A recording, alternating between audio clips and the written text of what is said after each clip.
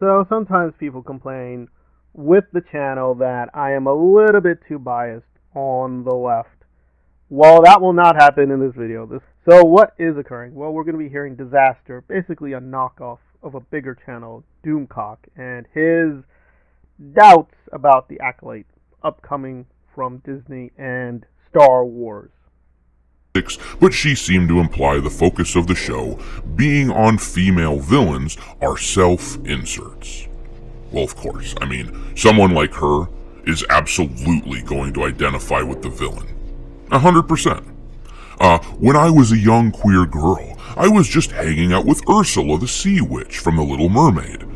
As a queer girl growing up, if you don't identify with the heroes and the villains show up and they're all queer-coded, you're like, yes, that's me. I can't handle it, I can't handle it. Well, surprise, I agree halfway with what he's up to, but is queer cinema per se fine? Yes, I don't think I have an issue with queer cinema. If we think something like Brokeback Mountain or some of the works of other very good gay directors, that's fine if that's what you like. Again, it depends on who's doing it, but in principle, that's fine. And here it appears that Headland is thinking that, well, when she grew up, villains were gay. She's writing Star Wars. Now Star Wars villains are gay. But the problem is many Star Wars villains are not gay. In fact, villains per se are not gay. Take an obvious case like Sauron. I think we can call Sauron a villain, although he's a little bit more complicated if you really know the Tolkien mythology. He's not just baddie McBad guy. But I think we can call Sauron a bad guy. Is he gay? No. I think we can definitively say Sauron is not gay. And then we take Darth Maul. Is Darth Maul gay? No, I think we can say for sure Darth Maul is not. So this seems a very, very problematic point of view to insert into Star Wars with nothing in the mythology to support that. So it feels a little bit problematic. Okay, so score 1 for the reactionary. But then, of course, Disaster goes a little bit too far. Starts saying, the problem here is she's a little bit too preachy. God, that is so pretentious, isn't it? It is so pretentious. I can't believe that somebody would think that they can tell us what the world is looking like. Like, has the audacity to be that preachy, I guess, is really what it comes down to. And to be that open about it. I'm going to preach to you. It's one thing when someone is preachy.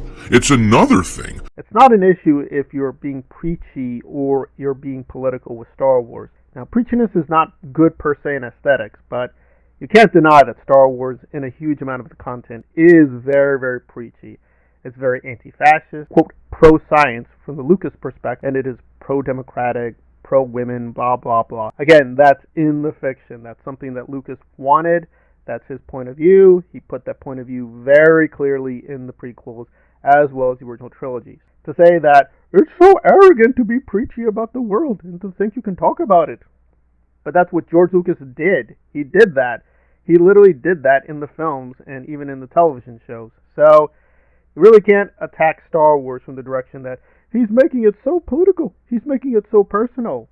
That's what George Lucas wanted. If someone wants to do something with Star Wars and make it political and or personal, within a certain limitation, that is fine. If we're just transforming things into, quote, the gay or the queer without any reason, that's not good. Because, again, canonically, few gay relationships in Star Wars, but, again, most of the material, insofar as it deals with romance, does deal with heterosexual romance. Again, that is also what George Lucas wanted. We're either going with the canon of Star Wars or we're not. And if you're redefining it, okay, that's also fine, but what's the basis of redefinition? If it just turns out, as a girl, I liked Ursula. I identify with Ursula. And given her own shady background with Harvey Weinstein, it's not looking too good. Looks like the Acolyte will be pretty bad. But maybe she is a great writer and it will all turn out okay. But I have my strong doubts. So I think we're going to have to say the reactionaries are half right on this one. Of course, they're going to push it too far. But I think we can concede that, yeah, the Acolyte is a very, very big question mark. Whether it will be as bad as we think, we'll have to wait and see, but the signs are not good for the Acolyte.